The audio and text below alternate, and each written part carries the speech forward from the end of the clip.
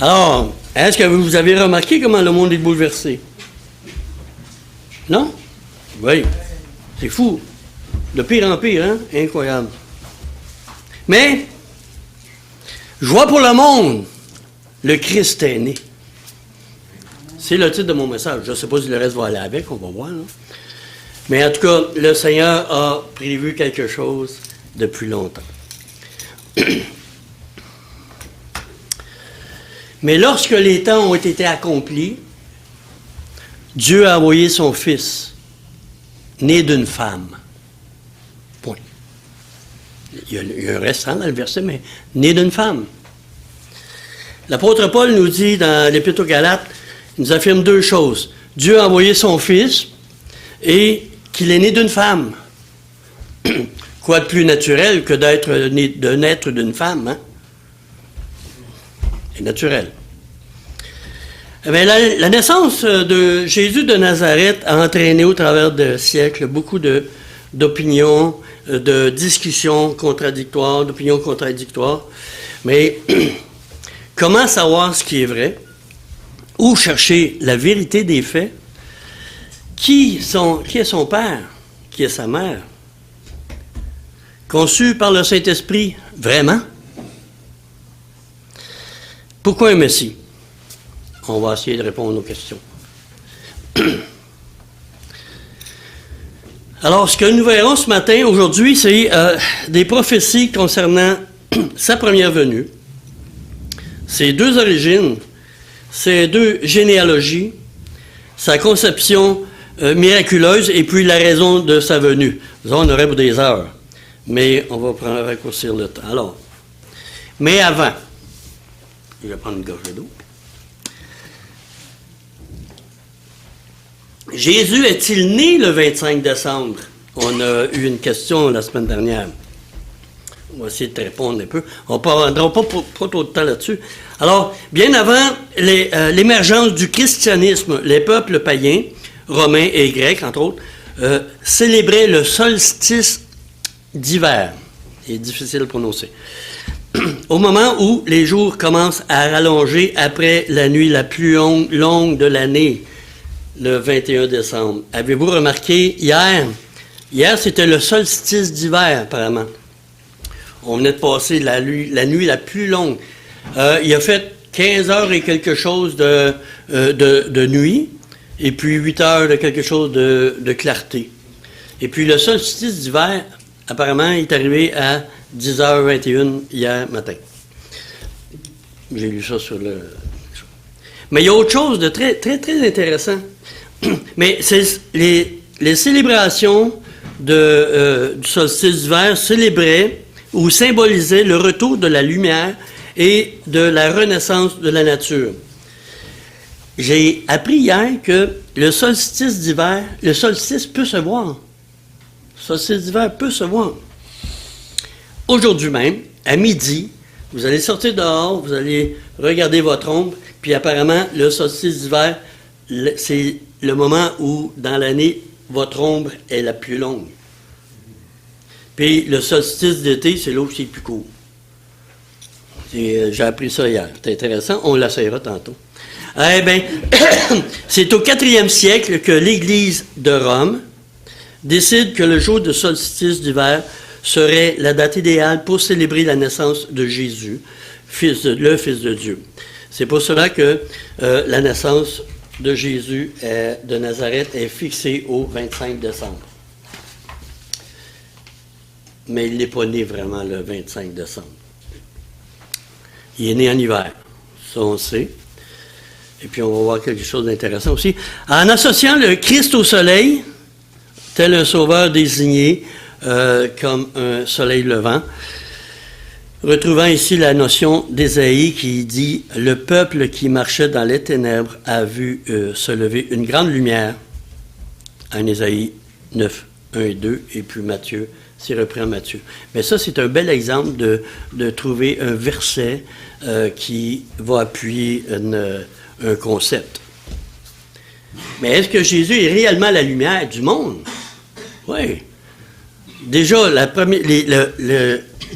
au début, dans la Genèse, Au commencement, Dieu créa les cieux et la terre était informe et vide, etc. Et puis Dieu dit que la lumière soit.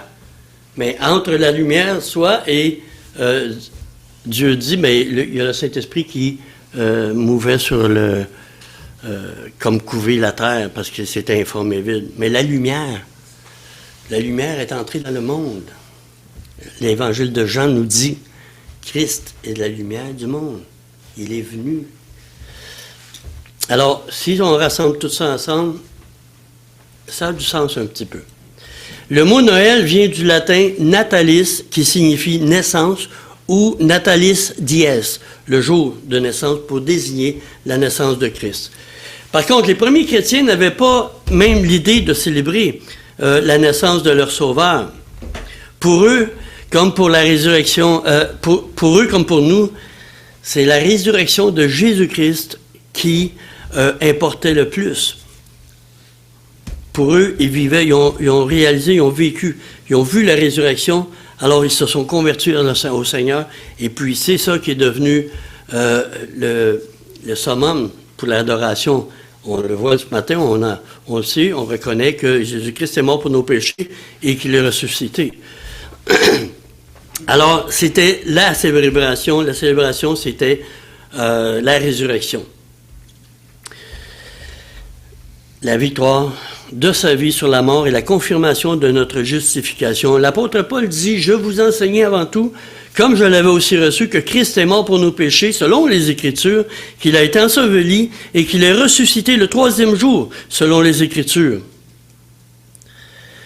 Puis il dit aussi en Romains 4, 25, ne pas besoin de tourner, « Lequel a été livré pour nos offenses et est ressuscité pour notre justification. » Toutefois, pour donner sa vie pour nos péchés, l'agneau de Dieu devait quoi? Entrer dans le monde. Il devait naître en homme. Il faut donc garder à l'esprit que Noël est pour les chrétiens, gardez ça à l'esprit, plus qu'une date d'anniversaire, c'est une profession de foi. Christ est né, le Messie il est né. Un jour, il fallait qu'il naisse pour mourir. Mais il est né en homme. Le cœur de l'Évangile, c'est l'incarnation. Christ, la parole de Dieu, Dieu lui-même, venu en chair, Jean 1,14. L'humain ne cherche pas à atteindre Dieu. C'est le Dieu, le divin, qui vient embrasser totalement la condition humaine. On le voit dans les Évangiles, puis il nous est rappelé aussi dans l'Épître aux Hébreux. Le Dieu éternel s'est fait mortel. Philippiens 2 aussi. Alors, c'est un jour qui marque un tournant dans l'histoire et un repère pour contempler l'essentiel. Pourquoi en fait Noël? Nous rappeler, c'est une fête païenne, c'est bien sûr, mais rappeler la naissance de Jésus à Noël, c'est quand même très important. C'est une profession de foi, ça nous parle de l'incarnation, et puis c'est vraiment un tournant dans l'histoire de l'humanité. Alors, ce qu'on va voir ensemble, la première chose, c'est la prophétie concernant la première venue. La première prophétie, elle est en Genèse 3,15. Dieu dit, « Je mettrai inimitié entre toi et la femme, entre ta postérité et sa postérité. Celle-ci, la postérité de la femme, t'écrasera la tête et tu lui blesseras le talon. » Le serpent, ayant séduit la femme, reçoit le jugement de la part de Dieu. Il y aura un conflit, inimitié, entre la descendance du serpent et la descendance de la femme, qui se terminera par la victoire du descendant de la femme. Alors, la descendance de la femme, c'est Christ. Et celle du serpent, c'est l'Antéchrist qui va être révélé à la fin. La descendance du serpent.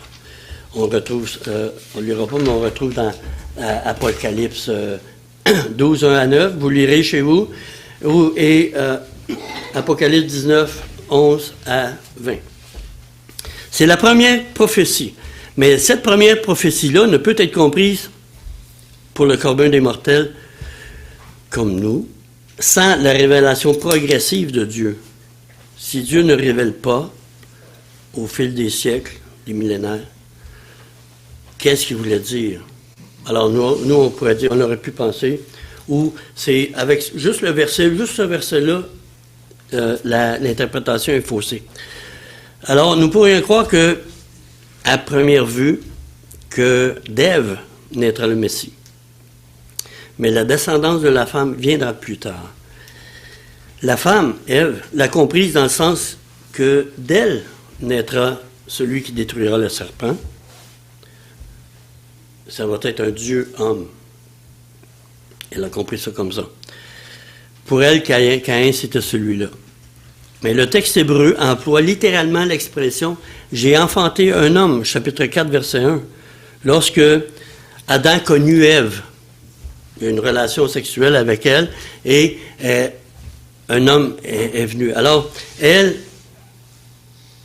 dit « j'ai conçu de par l'Éternel, de par Jéhovah, de par Dieu », mais le texte hébreu emploie littéralement l'expression « j'ai enfanté un homme, Jéhovah ». Elle croyait que c'était ça, mais j'ai retiré ça de la christologie messianique de Dr. Fruchtenbaum. La première prophétie établit la descendance par une femme et non par un homme, ce qui entre en contradiction avec la norme biblique. En effet, les Saintes Écritures donnent généralement la généalogie de quelqu'un en partant de l'homme. Voici, j'ai deux exemples ici. On ne tournera pas, mais en Genèse, chapitre 5, ça parle, voici la généalogie d'Adam. Adam engendra Seth. Seth engendra un autre, c'est toujours de l'homme. Il y en a un autre aussi, Noé. Au chapitre 10, Noé engendra Sem, Cam et Japheth. Et puis, c'est régulièrement comme ça. Puis, on voit dans la généalogie de Jésus-Christ en Matthieu, Abraham engendra Isaac, Isaac engendra Jacob, Jacob engendra Judas, et ainsi de suite, dans la généalogie de Joseph. Puis nous aussi, c'est pareil. Nous, au Québec, c'était comme ça avant. Autrefois, moi, je suis le fils d'Ernest. Puis même les épouses, les femmes, prenaient le nom du mari, habituellement. Puis on le voit comme ça souvent aussi dans les Écritures. Ma mère répondait au téléphone où elle s'adressait à quelqu'un. Elle dit je suis Ernest, mon nom c'est Ernest Prévost. C'était comme ça avant. Je ne sais pas si dans d'autres pays c'était un petit peu comme ça, mais l'autorité de l'homme, elle surpassait, puis la femme était. Puis c'était comme ça.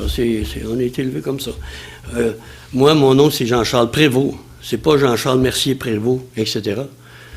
Ça a changé dans les années, je ne sais pas, 90, le nom de la mère pour les enfants, en fait. Bon.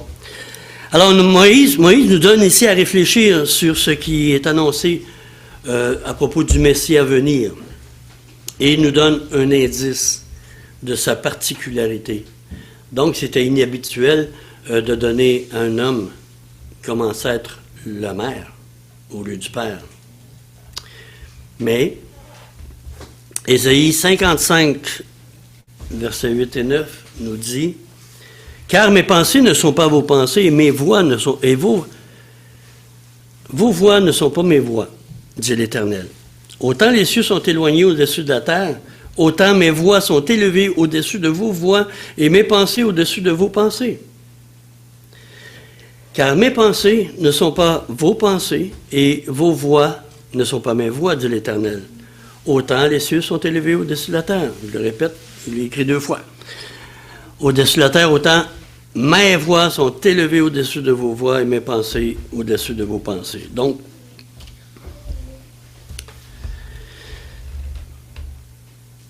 à propos de ça, la pensée de Dieu est différente que celle habituellement dans les Écritures. Ça vient la génération ou l'ancêtre de l'homme à venir ne sera pas un homme, ça va être la mère. On le voit. Alors ici, il y a deux origines, si je voudrais regarder avec vous un peu. Il y a deux autres prophéties qui concernent sa première venue. Donc, j'ai dit la première, seulement de lire Genèse 3,15, ça ne nous dit pas plus que ça. On suppose que la femme, on sait que c'est la femme. Nous, on sait maintenant parce qu'on connaît les Écritures. On sait qu'est-ce qui va arriver au bout. Mais au départ, les gens ne savaient pas. Alors, la première, Moïse, qu'est-ce qu'il a dit? Bon, les gens sont restés peut-être perplexes là-dessus, mais la révélation de Dieu va suivre puis va nous aider à comprendre. Donc, dans Ésaïe 7,14, ça dit, « C'est pourquoi le Seigneur vous donnera lui-même un signe. Voici, la jeune fille deviendra enceinte, elle enfantera un fils, et elle lui donnera le nom d'Immanuel. » Dieu avec nous. Dans l'Ancien Testament, on voit régulièrement, il y a des naissances qui sont arrivées beaucoup plus tard, dans le sens que les femmes étaient stériles. Sarai était stérile. Rebecca était stérile aussi. Et puis, il y en a d'autres aussi qui étaient stériles. Et puis, Dieu a ouvert la matrice. On le voit, la cousine de Marie, Élisabeth, avancée en âge, la femme de Zacharie. Elle était stérile. Puis, à un moment donné, elle a enfanté. C'est totalement différent que ce qui s'est produit avec la jeune fille. La jeune fille, dans Ésaïe 7,14, c'est Alma en hébreu. C'est une jeune fille à la réputation pure, vierge, n'ayant pas connu d'homme. Toutes ces femmes-là, avant qui étaient stériles, mais il y avait eu des relations sexuelles avec leur mari. La jeune fille qui est annoncée dans Ésaïe 7,14, elle est pure, elle n'a pas connu d'homme. Mais ça dit qu'elle va devenir enceinte. Et elle enfantera un fils. Et elle lui donnera le nom d'Emmanuel. C'est comme une révélation un petit peu... Ça nous aide à comprendre peut-être, de qu'est-ce qu'il parlait Moïse au début.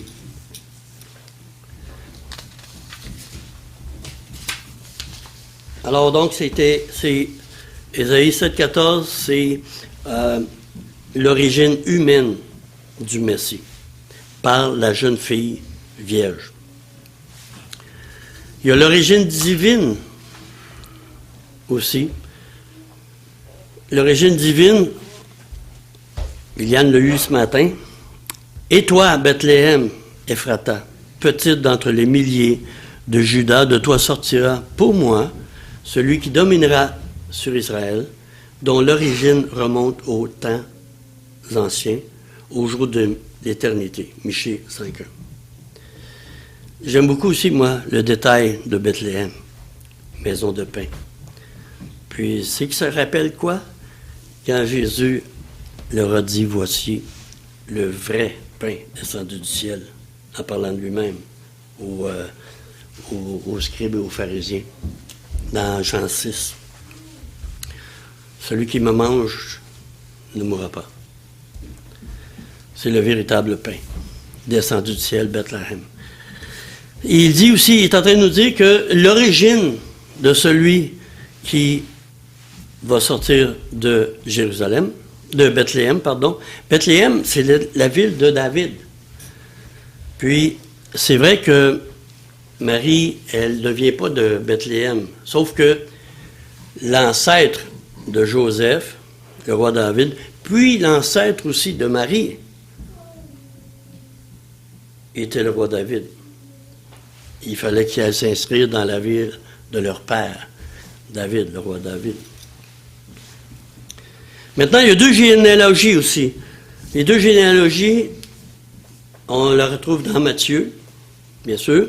La première, on ne la lira pas au complet, juste pour dire que le premier verset, généalogie de Jésus-Christ, fils de David, fils d'Abraham. Joseph était fils de Jacob, de la lignée du roi David. Ça, c'est... attendez, je vais lire ici peut-être juste le dernier verset. J'ai mis le premier verset, mais c'est le dernier. Bouge pas. Verset 16. Ça dit, Jacob engendra Joseph. Ça, c'est après plusieurs générations. L'époux de Marie, de laquelle est né Jésus, qui est appelé Christ. Jacob, c'était le père de Joseph, qui a été engendré, le Jacob, par Mathan, puis Éléazar, puis si on remonte. Mais ça, c'est cette généalogie-là, c'est celle de la lignée royale de David par Joseph. Mais Jésus est le fils adoptif de Joseph. Mais à cause de ça, il a également droit au trône de David, le roi. Parce que Joseph l'a adopté comme son fils. Mais ce n'était pas le géniteur. Vous savez bien. Et puis, une autre chose aussi. Donc, généalogie de Jésus-Christ, fils de David, il descend de David aussi, par Joseph, son père adoptif. Mais il est aussi un juif, fils d'Abraham. Puis c'est très important pour le Messie, pour les Juifs, de reconnaître que Jésus, c'était un Juif aussi. Puis les Juifs non convertis qui lisent la parole, qui lisent l'Évangile, puis qui lisent aussi les Écritures, reconnaissant celui qui avait été promis au début par Dieu et écrit par Moïse, allait être descendant d'une femme. Et puis, Ésaïe 7 aussi, qui nous ramène un petit peu plus encore.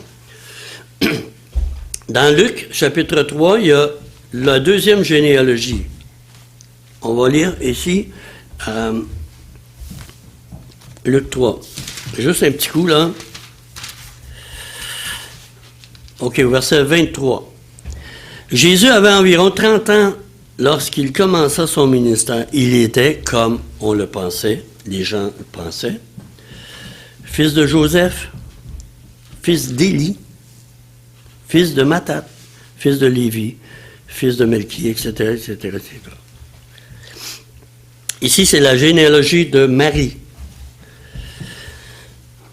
Le grand-père de Jésus, c'était pas comme Jacob, le père de Joseph.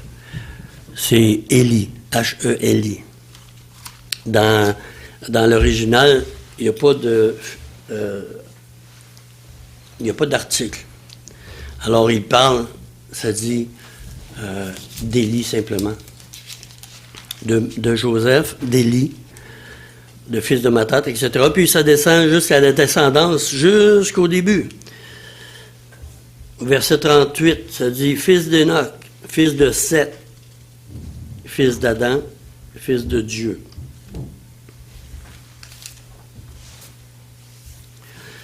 Jésus reçoit sa descendance directe par sa mère. Mais son trône, son droit au trône de David, il la tient de son père, de Joseph, qui est lui direct aussi héritier du roi David.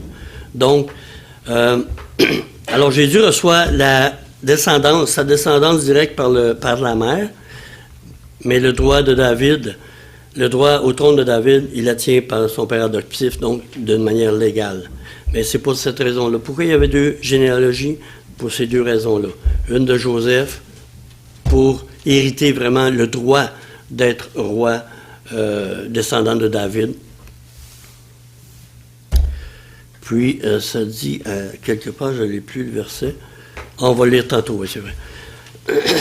Alors, pour les Juifs, en passant, les Juifs, je ne sais pas si vous vous souvenez, dans Jean 8, 41, les Juifs l'ont accusé d'être d'une naissance illégitime.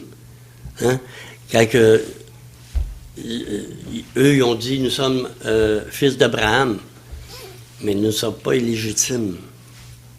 Ils ont accusé Jésus un petit peu comme ça là-dessus. On va aller plus loin. Après ça, la conception miraculeuse. Maintenant, on va lire Luc 1, 26 à 37. Qu'est-ce que ça dit ici? Au 6e mois, l'ange Gabriel fut envoyé par Dieu dans une ville de la Galilée du nom de Nazareth, chez une vierge fiancée à un homme du nom de Joseph, de la maison de David. Le nom de la vierge était Marie. Il entra chez elle et dit, je lis dans Second Colombe, il entra chez elle et dit, « Je te salue, toi à qui une grâce a été faite, le Seigneur est avec toi. » Troublée par cette parole, elle se demandait ce que signifiait une telle salutation. Les anges, quand ils apparaissaient dans les Écritures, là, c'est pas ce qu'on voit dans les dessins ou dans les cathédrales. C'était des jeunes hommes. Il n'y avait pas d'ailes. C'était des jeunes hommes qui entraient. Ça devait être, écoutez, ça devait être quand même assez brillant dans la place, là. Illuminé un petit peu, ça a surpris certainement, mais c'était un jeune homme qui est entré. L'ange lui dit, « Sois sans crainte, Marie, car tu as trouvé grâce auprès de Dieu. » J'ai entendu quelque chose hier à la radio, je ne sais pas si c'est exact, là, mais Marie signifiait rebelle.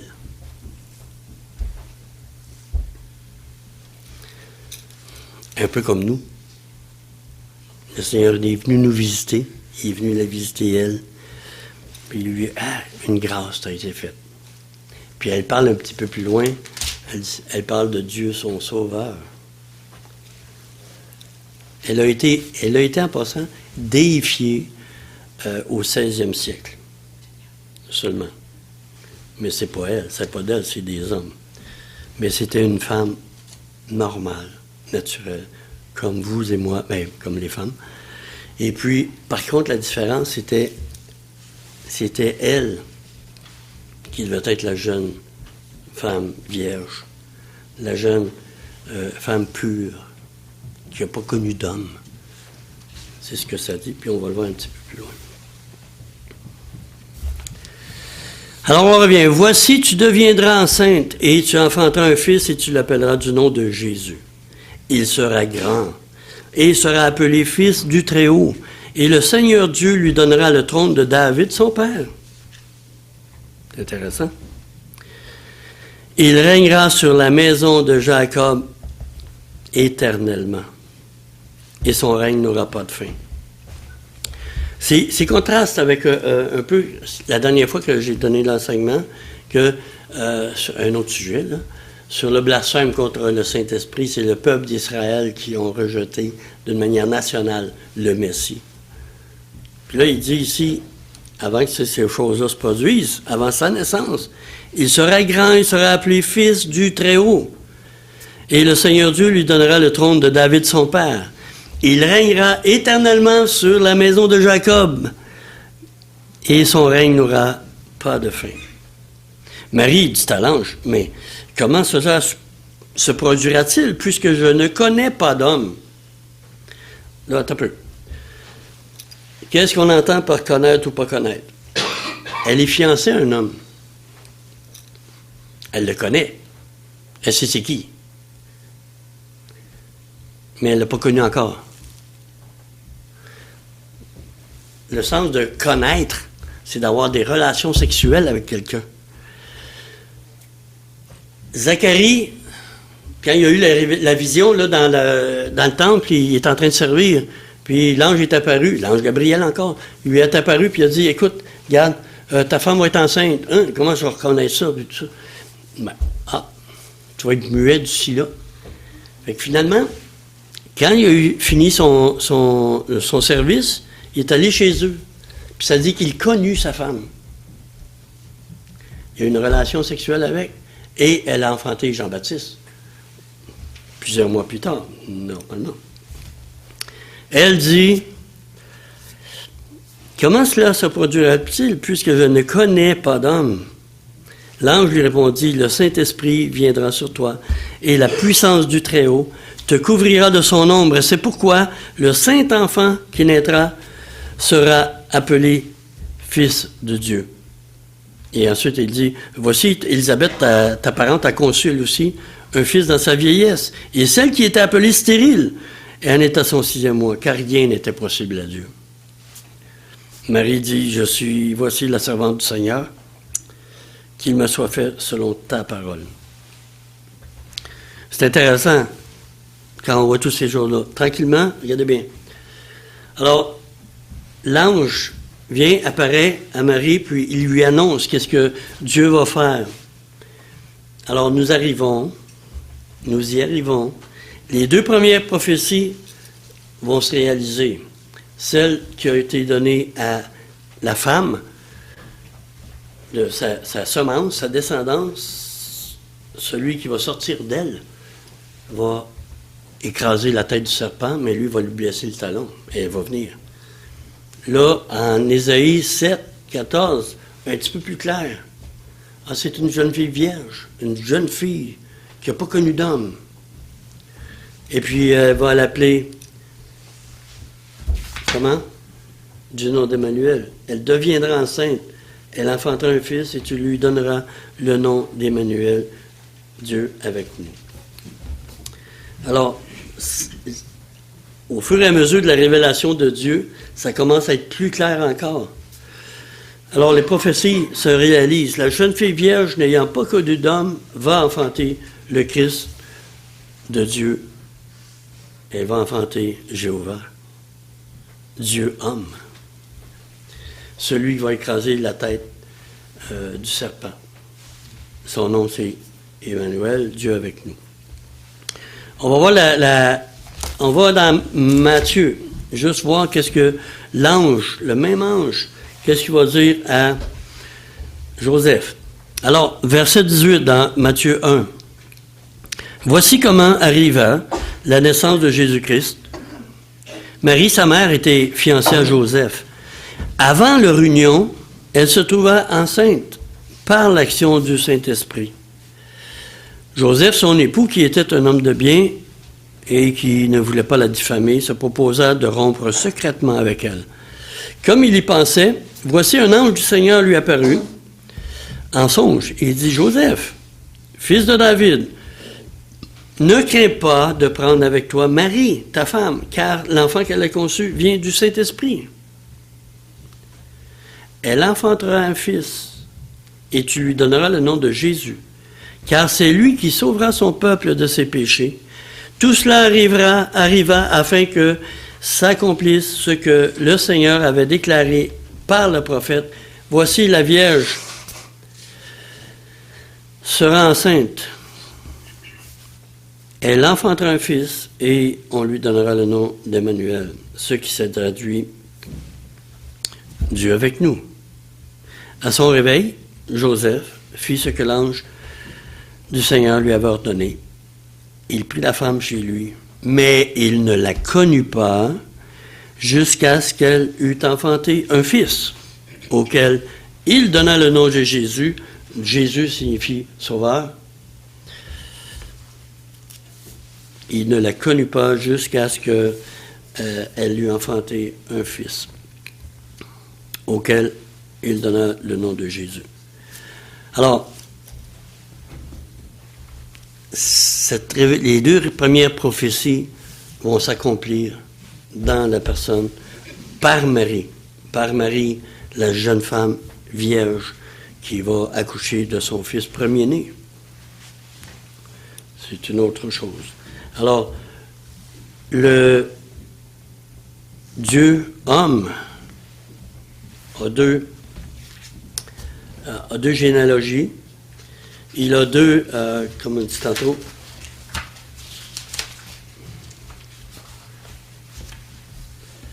il y a 2 généalogies, il y a 2 origines. L'origine de la femme humaine et puis l'origine de Dieu divine.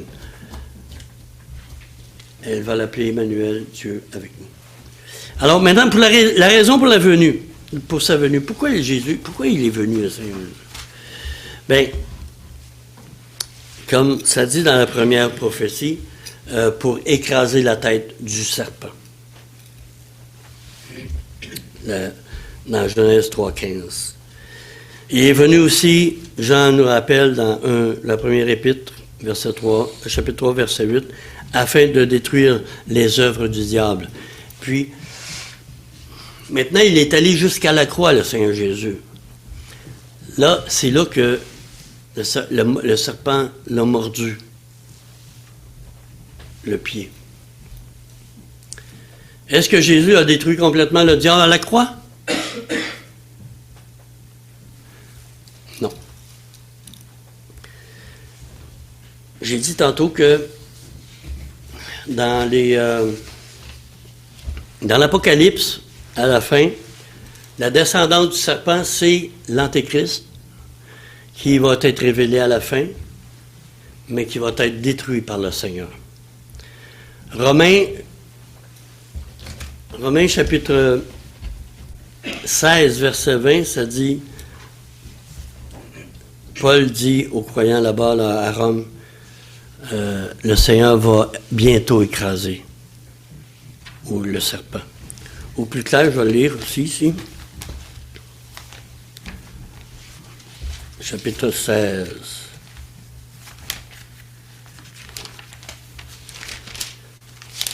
Verset 20. Et ça dit, le Dieu de paix écrasera bientôt Satan sous vos pieds. Que la grâce de notre Seigneur soit avec vous. Alors, le Seigneur Jésus va écraser la tête du serpent dans un avenir pas très loin. Mais avant, il y a plein de choses qui vont arriver. À retenir ici, ce matin, est-ce que je vais partager un petit peu? On va terminer ça avec ça. Vous vous souvenez, la première phrase que j'ai dit au début, ce que Paul avait dit dans Galates 4.4. Quand les temps ont été accomplis, Dieu a envoyé son Fils, né d'une femme. Paul nous le rappelle. Puis vous vous souvenez que Paul, quand le Seigneur lui a apparu sur la route de Damas, après il est allé, plusieurs années, il est allé étudier les Écritures. Parce que lui, c'était un pharisien convaincu, et puis c'était un religieux légaliste incroyable. Puis là, il s'est aperçu que il était dans le champ. Alors, il est allé étudier les Écritures, et puis en partant de Moïse, il a vu certainement cette révélation, cette première prophétie, Genèse 3.15. Je mettrai une inimitié entre toi et la femme. Sa postérité va t'écraser la tête, mais toi, tu vas lui mordre le talon. Il a saisi ça, puis après, il est allé certainement... Est-ce que vous avez déjà lu toutes les Écritures au complet, toute la Bible au complet, l'Ancien Testament? Des fois, oui, mais des fois, il y a des choses qui ressortent, comme la prophétie d'Ésaïe 7.14, elle est donnée à un certain roi, mais c'est un jugement, là. Mais il y a juste une phrase qui parle de la jeune fille vierge, qui va être le signe. Mais bout à bout, là, quand tu arrives là dans... Est-ce que il y a eu la révélation du Seigneur Jésus, l'apôtre Paul? Mais en lisant l'Ancien Testament, en retournant dans l'Ancien Testament, puis c'est un Juif. C'était un Juif, le monsieur. Puis les Écritures en hébreu, là, il y a beaucoup de subtilités que nous, on ne peut pas comprendre. Fait qu'il il a tout découvert ça. Alors, quand les temps ont été accomplis, Dieu a envoyé son Fils, né d'une femme. Donc, l'ancêtre de Jésus, c'était pas par un homme, c'était réellement par une femme. On l'a vu un petit peu tantôt. Et puis, c'est ce que Paul nous rappelle aussi. La généalogie du Messie part de la mère. C'est ce que Moïse a écrit dans Genèse 3.15. Et cela est demeuré un mystère dans les siècles à venir, les siècles suivants. Par le prophète Ésaïe, Dieu donne un indice supplémentaire et à la première prophétie. Le Messie allait naître d'une femme vierge, je le rappelle, mettant ainsi l'emphase sur son humanité Et en nommant son nom Emmanuel, il révèle aussi la nature de l'enfant. Quelle nature il est? Dieu avec nous. C'est sa nature. Alors finalement, l'ange Gabriel confirme ici, dans les deux textes de l'Évangile, Matthieu et Luc, il confirme les deux premières prophéties en déclarant Marie, la fiancée de Joseph, qui n'avait pas connu d'homme, étant vierge, qu'elle enfantera de Dieu, le Saint-Esprit. Elle va enfanter le Messie, qui sera Dieu et homme. Est-ce que vous croyez que le Saint-Esprit a conçu le Fils de Dieu dans le Sainte Marie? Les gens ne croient pas ça. Mais c'est une réalité. Alors, tout cela arriva afin que s'accomplisse ce que le Seigneur avait annoncé par le prophète. Voici la Vierge sera enceinte, et elle enfantera un fils, et on lui donnera le nom d'Emmanuel, ce qui signifie Dieu avec nous. Matthieu 1, 22, 23. Alors, Seigneur, merci pour ta parole. Merci de nous révéler au fur et à mesure, puis avec tous ces siècles passés, maintenant, en 1500 ans que tu as pris pour inspirer les Écritures aux hommes que tu as choisis pour les écrire, tu nous le révèles, tu nous l'as révélé il y a près de 2000 ans. La réalité de ces promesses-là, de ces prophéties-là, dans la personne du Seigneur Jésus, ton Fils bien-aimé, Dieu parmi nous, par une femme vierge, selon la promesse que toi tu avais faite. Et Seigneur, on attend maintenant, pour nous, les croyants qui y croyons, qui avons cru, qui avons reçu Jésus comme notre sauveur personnel, nous attendons la deuxième venue, qui nous espérons bientôt. On voit combien le monde est tout à l'envers, tout détraqué, il n'y a pas d'espoir nulle part. Le seul espoir qu'il y a, c'est la venue du Messie qui va, le retour du Messie en roi. Pas seulement en bébé, ni pour offrir sa vie encore une fois, mais en roi, qui va prendre la place, le trône de David, son père. Et Seigneur, tu nous dis aussi que nous allons régner avec lui. Nous te bénissons, Seigneur. Amen.